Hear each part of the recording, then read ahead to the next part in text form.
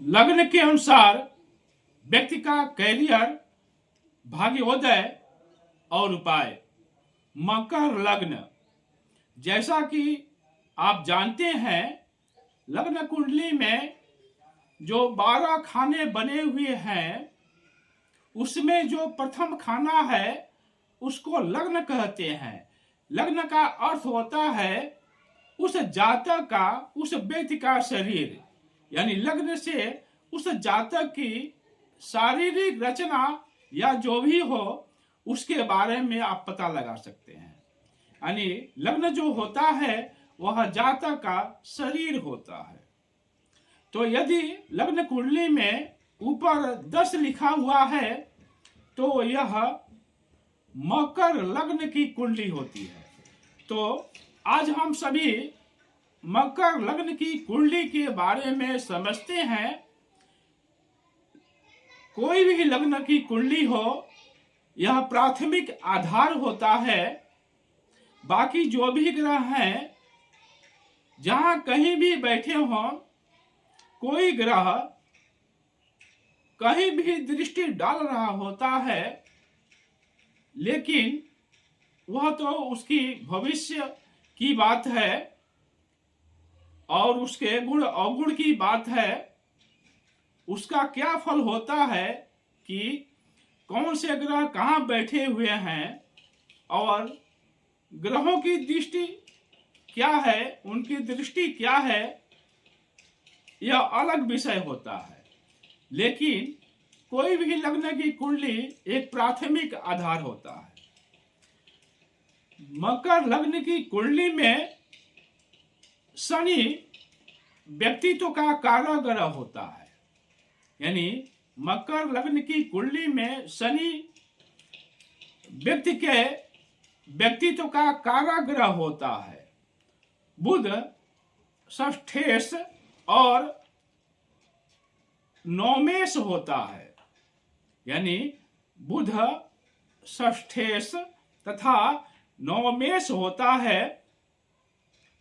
नवम भाव का स्वामी होने के कारण बुध को षष्ठेश का दोष नहीं लगता है। यानी चूंकि बुध नवम भाव का स्वामी भी है, भाग्य भाव का स्वामी है और छठे भाव का भी स्वामी है, लेकिन नवम भाव का स्वामी होने के कारण षष्ठेश का, जो छठे भाव का षष्ठेश है, उसका दोष नहीं लगता है। नमस्कार। हस्तरेखा और भाग्य दर्पण में आप सभी का हार्दिक अभिनंदन है।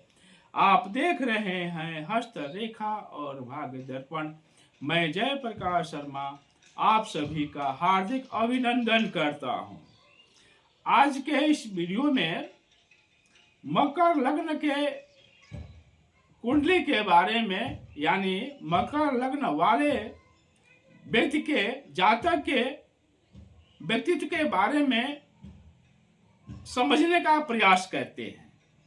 मकर लग्न के व्यक्ति कृषि, खनिज, प्रबंधन व्यवस्था, वैज्ञानिक उपकरण क्षेत्रों में अपना कैरियर बना सकते हैं। यानी जिनका मकर लग्न की कुंडली है, वे व्यक्ति कृषि में, खनिज में, प्रबंधन व्यवस्था में, वैज्ञानिक उपकरण के क्षेत्रों में अपना कैरियर बना सकते हैं। इन व्यक्तियों का जो व्यक्तित्व होता है वह प्रायः स्वार्थपूर्ण होता है। यानी मकर लग्न के जो व्यक्ति हैं, इनका जो व्यक्तित्व होता है वह स्वार्थपूर्ण होता है, यानी स्वार्थपूर्ण होता है। ये जो व्यक्ति होते हैं स्वाभिमानी होते हैं और इनका जो व्यक्तित्व है प्रायः स्वार्थपूर्ण होता है। यदि जातक को इनके व्यक्तित्व में सफलता नहीं मिल रही हो, यानी इनके व्यक्तित्व में सफलता नहीं मिल रही हो, तो नीलम, पन्ना और हीरा का रत्न बनवा करके गले में धारण करना चाहिए। यानी यदि इनकी व्यक्तित्व निखर नहीं पाती है तो नीलम, पन्ना तथा हीरा का जो रत्न होता है उसका लॉकेट बनवा करके इनको गले में धारण करना चाहिए। शनि की वस्तुओं का दान करना चाहिए और सोमवार के दिन भगवान शिव को जल या दूध से अभिषेक करना चाहिए। शनिवार का व्रत भी कर सकते हैं। मकर लग्न की कुंडली में बुध भाग्येश होता है, यानी जो मकर लग्न की कुंडली है उसमें बुध भाग्येश होता है। यदि इनका भाग्योदय नहीं हो रहा हो तो बुध ग्रह का जो रत्न है पन्ना, वो अवश्य धारण करना चाहिए। बुधवार के दिन गाय को हरी घास खिलाना चाहिए। बुधवार के दिन गणेश जी को मोदक का भोग अवश्य लगाना चाहिए। शनि ग्रह न्यायाधीश होता है, यानी ग्रहों में जो शनि ग्रह है यह न्यायाधीश ग्रह होता है। सभी ग्रहों की पदवी मिली हुई है, यानी सूर्य का अलग पद है, मंगल ग्रह का अलग पद है, मंगल ग्रह को सैनिक कहते हैं।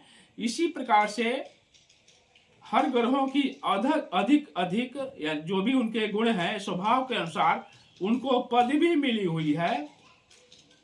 और जैसा कि आप जानते हैं कि शनि ग्रह न्यायाधीश ग्रह होता है। यह शनि ग्रह न्याय देता है, दंड देता है, यह न्याय करता है।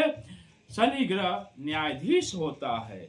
यदि यह न्यायाधीश यदि पीड़ा दे रहा हो, जो न्यायाधीश हैं, जो जजमेंट करते हैं, जो फैसला सुनाते हैं, यदि न्यायाधीश ग्रह ही दंड देते हैं, यानी यदि शनि ग्रह पीड़ा दे रहा हो तो इस पीड़ा की निवृत्ति के लिए महामृत्युंजय मंत्र का जप करना चाहिए और शिव जी की आराधना करनी चाहिए।